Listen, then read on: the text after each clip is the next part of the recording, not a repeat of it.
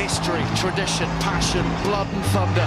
These are the games that people want to see and that the lads want to play in. It's different from any other game because there's so much riding on it. That's pretty ferocious. Long 80 minutes of brutal rugby. The desire to smash the other team. It will not be for the faint-hearted. East Midlands rivalry is one that's gone back a very long time. It's something that this town and Leicester have shared for years and years and years. For an outsider, it's hard to comprehend how big it is for the local people. And I only understood how intense it was when I got to training for the first week. Richard Cockrell punched me in the face and was like, take this seriously. I'm like, take what seriously? So we're playing Northampton at the weekend. This is big. Obviously I knew of the rivalry, but since being here, I realised how big it is and how important it is for the club and the fans. From the very early days, it was always Leicester that Saints looked to as the derby. When you see match reports from 1900, it's a game in Leicester where the referee was escorted by the police, the hostility of the Leicester crowd. They were so unhappy with some of the decisions he made. Leicester won, by the way, so pretty quickly this became a focal point for controversy as well as excitement in rugby union. Whichever decade you look at, there are great battles between the two clubs, and I think we always see these games as an opportunity to put one over the old enemy. The place where it gets lively, feisty, I think is the rugby term, is up front, particularly in the front rows. And of course, you cannot look any further than the ABC club. I know that's three positions, but they might as well just be one sort of weird amalgam of a rugby player. The Leicester Tigers front row, whatever incarnation it is simply horrible, to be avoided at all costs. Leicester forward pack in the 90s was scary. Scary forward pack, which, you know, I loved it. I loved watching them play. Dino, John Wells, you know, Richard Cockrell, outstanding in terms of that unity they had, and they used to really take teams on. One picture I've got is me having a fight with Ben Cohen and Martin Bayfield trying to split us up, side by side with his long arms. He's got hold of Ben Cohen on the straight arm, but he couldn't quite get hold of my collar because I think I'm too small and he couldn't reach far enough down. The media love to go back to the most feisty games that we've had. Little spark moments that go through fixtures, they always get pulled up just around Derby Day again. But on the outside, they're the things that people see straight away. They're the things that people want to pick up on, reflect again, mention again, and that'll be the image. The image will be blood and thunder image from a previous game. It won't be a try, it'll be a confrontation somewhere.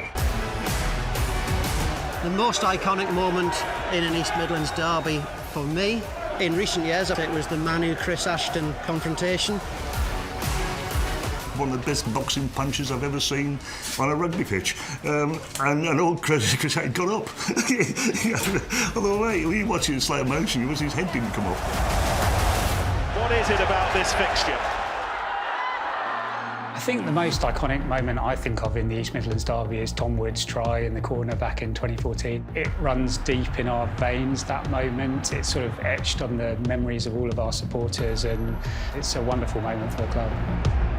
Anyone there that night, from a black, green and gold persuasion, it was just unbelievable. There'll be people in the ground who cannot breathe.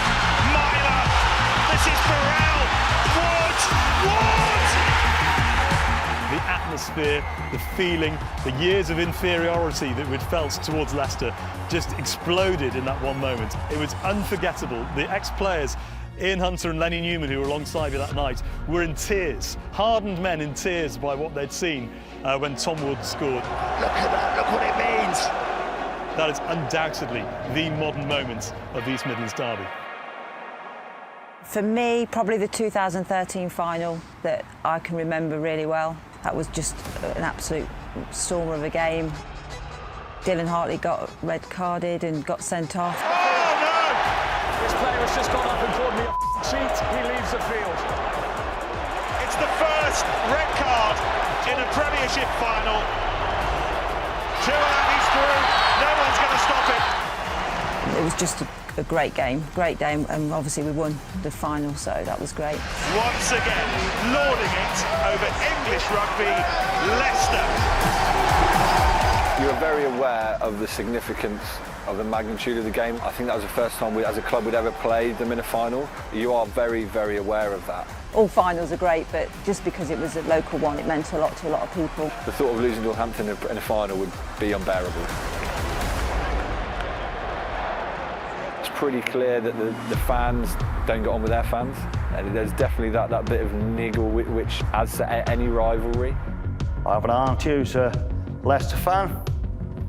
If Leicester win, she's quite happy to talk to you, but otherwise, the phone seems to go dead, let's say.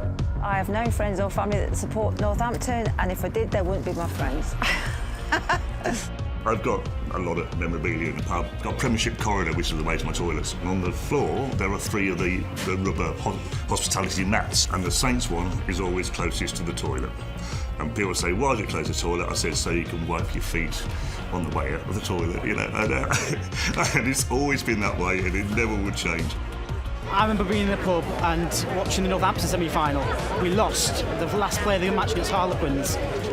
At the same time, Leicester supporters were filing in to watch their game, and I was given a rendition of All By Myself by the Leicester Tigers fans. That's what you do. You know, it's all about that. From the minute you start, to the minute you come home, and then you have a beer afterwards.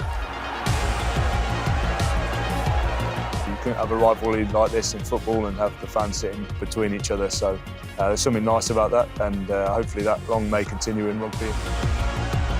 There's that thread of history which runs right through it, which I don't think you get anywhere else in English rugby. The history makes it matter, and it's going to carry on hopefully for another 140 years or so as well.